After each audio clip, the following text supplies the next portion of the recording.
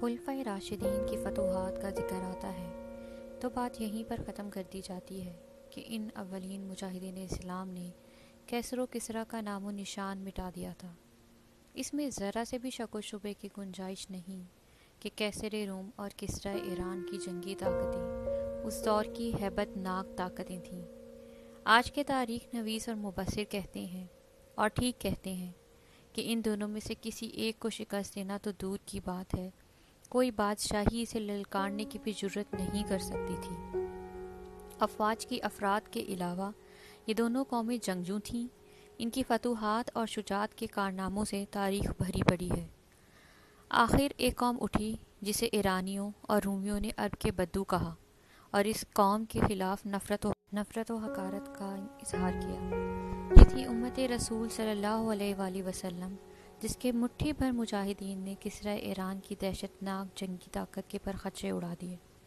پھر ان رومیوں کو، جن کی دھاک بیٹھی ہوئی تھی، عرب کی سرزمین فلسطین اور شام سے بھگایا اور ان کی سلطنت کو بحیرہ روم کے پار تھوڑے سے علاقے میں محدود کر دیا۔ عموماً بات یہیں پر ختم کر دی جاتی ہے اور مجاہدین کی ایک معجزہ نما فتح کو نظر انداز کر دیا جاتا ہے۔ یہ ہے فتح مصر۔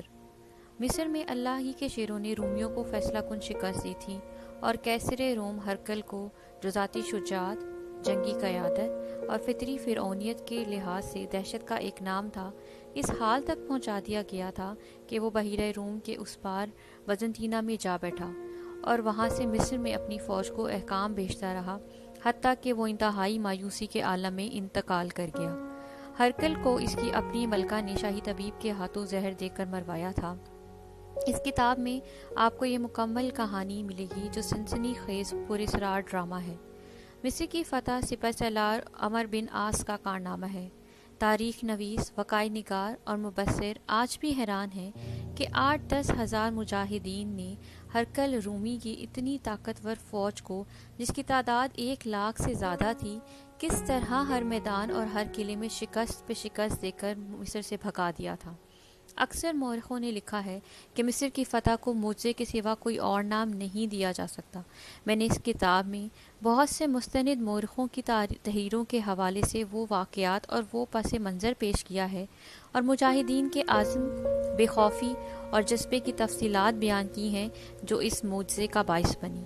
کہنے کو تو میری یہ کاوش اور نیل بہتا رہا بھی ایک اسلامی تاریخی ناول ہے اور اسے پڑھے بغیر انہی تاریخ ناولوں کے زمرے میں ڈال دیا جائے گا جو ایک عرصے سے بے دریغ لکھے جا رہے ہیں اور جذباتی قسم کے قارئین میں مقبول عام ہیں۔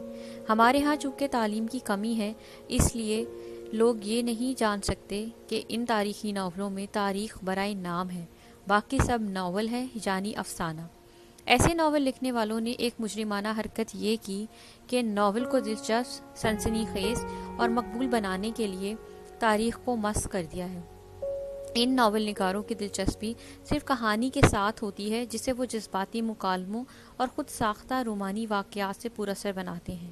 اگر آپ نے میرے اسلامی تاریخی ناول حجاز کی آندھی، شمشیر بے نیام، دمشق کے قید خانے، ستارہ جو ٹوٹ گیا اور ایک بت شکن پیدا ہوا پڑھے ہیں تو آپ اور نیل بہتا رہا کے متعلق یہی رائے قائم کریں گے کہ یہ صحیح اور مستند تاریخ ہے جو ناول کے انداز میں لکھی گئی ہے۔ میں نے ہمیشہ یہ دعویٰ کیا ہے کہ میرے تاریخی ناول پڑھ کر تاریخ کے طلباء امتحان میں پاس ہو سکتے ہیں۔ آپ کو مستند تاریخ بھی ملے گی اور ناقابل فراموش کہانی بھی۔